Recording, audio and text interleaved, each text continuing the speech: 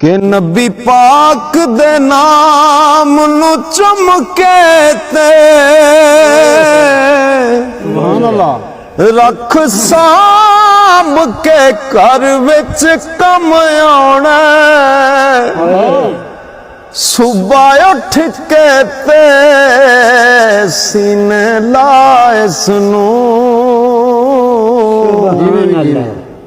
सौ रब दी हशर च कम आउणा जदा सजना रब दी दीद होनी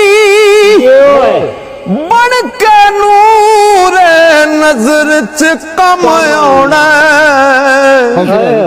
सच दसा दीवानिया रब दी सौ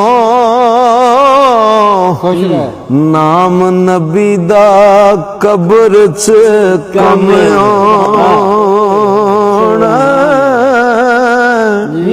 हाँ जी लाहौर वाले की हाल चाल है तुहाडा ठीक ठाक हो। मैं तुहाडा अपना बिलाल हैदर ते तुहाडी नजर एक शेयर कर रहा कि रेत वजूद तेरे विच सोना तेनू एवें नजर ना आवे हंजुआं दा कत पानी तो ते रेत मिट्टी रुड़ जावे।